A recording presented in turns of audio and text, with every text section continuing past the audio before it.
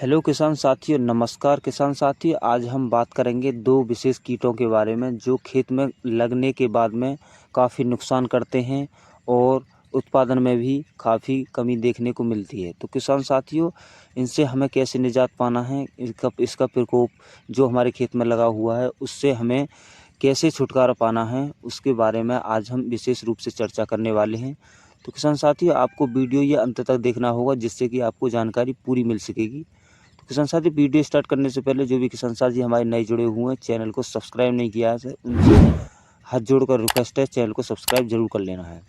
तो किसान साथियों, अब चलते हैं वीडियो की ओर, बात कर लेते हैं जो हमारे कीट हैं वो दो कौन कौन से हैं। तो किसान साथियों, इसके निवारण के बारे में भी, दवाई के बारे में भी आपके लिए हमें बताना है। यानी कि लास्ट में वीडियो के अंत में आपको दवाई के बारे में, बहुत कम खर्च वाली दवाई हो रहने वाली है किसान साथियों। लास्ट में मैं आपको ये सब जानकारी बताऊंगा, कौन सी कितनी दवा लगानी है और इसका कितना खर्च रहने वाला है। तो आपको वीडियो पूरा देखना होगा जिससे कि जानकारी आपको पूरी मिल पाएगी किसान साथियों। तो किसान साथियों, बात कर लेते हैं कि हमारे जो दो कीट कौन कौन से हैं। एक हो जाता है हमारा गोप की सुंडी और पत्ता लपेट सुंडी, और दूसरा हो जाता है हमारा जो गंदी बग है, जो गंदे कीड़े लगे हुए हैं। तो किसान साथियों, गोप की सुंडी सभी जानते हैं कि हमारे खेत में लगने के बाद में बालियाँ सफ़ेद दिखने लगती हैं और उसका प्रकोप काफ़ी तेज़ी से फैलता है। यानी किसान साथियों, बात कर लेते हैं इसकी जो शुरुआत होती है वो तितली से होती है।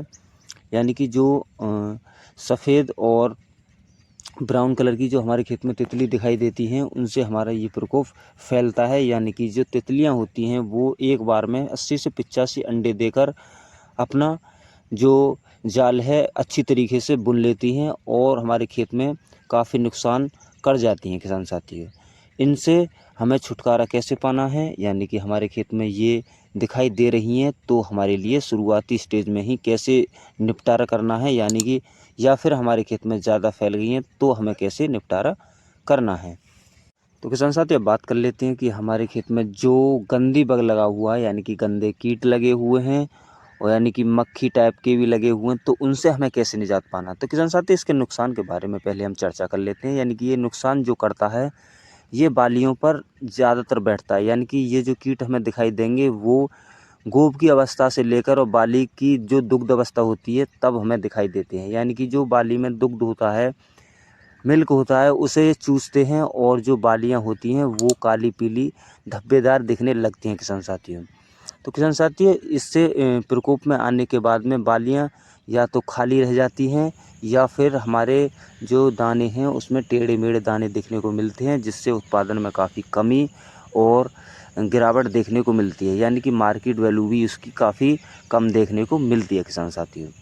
तो किसान साथियों, हमारे लिए वो कौन सी दवा लगानी होगी जिससे हमें रस चूसक कीट से भी निजात मिल सके। तो किसान साथियों, अब हम बात करेंगे कि हमारे लिए दवाई कौन सी लेनी होगी।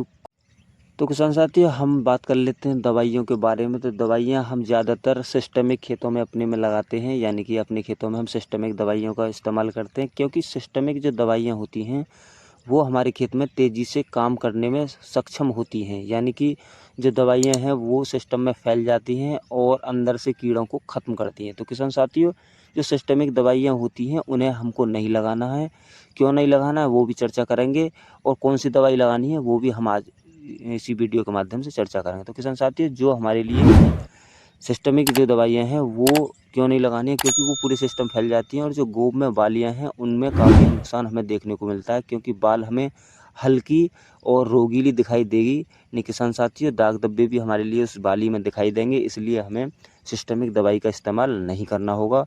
तो किसान साथियों, सिस्टमिक जो दवाइयाँ हैं वो हमारे लिए बाज़ार से लाने पर महंगी भी मिलती हैं।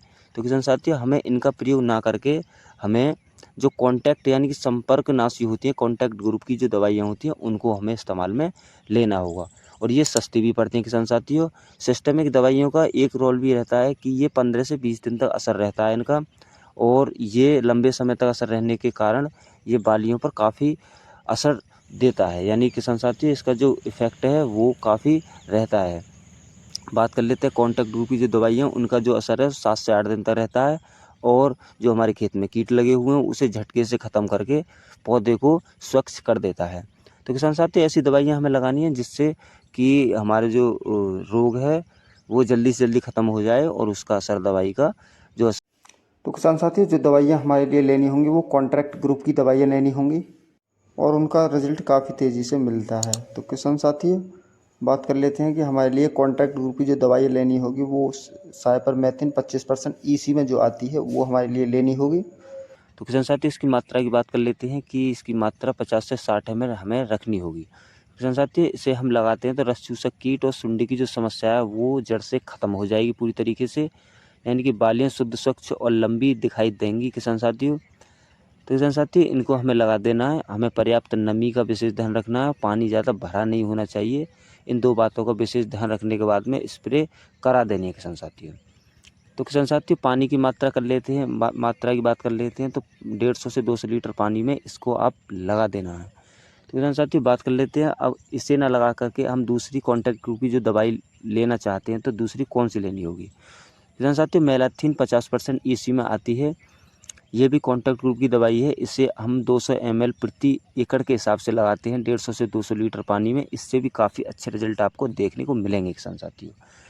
तो किसान साथियों अगर आपको इन रस चूसक कीट और सुंडी की समस्याओं से निजात पाना है तो इन दोनों दवाइयों में से एक दवाई को अपने खेत में लगा लो, 100% आपको रिजल्ट देखने को मिलेंगे। तो किसान साथियों आपके लिए मेरे द्वारा दी गई जानकारी कैसी लगी कमेंट बॉक्स में ज़रूर बताना है, और हाँ आपके धान की फसल कैसी चल रही है, क्या समस्या है, कमेंट बॉक्स में ज़रूर बताना किसान साथियों।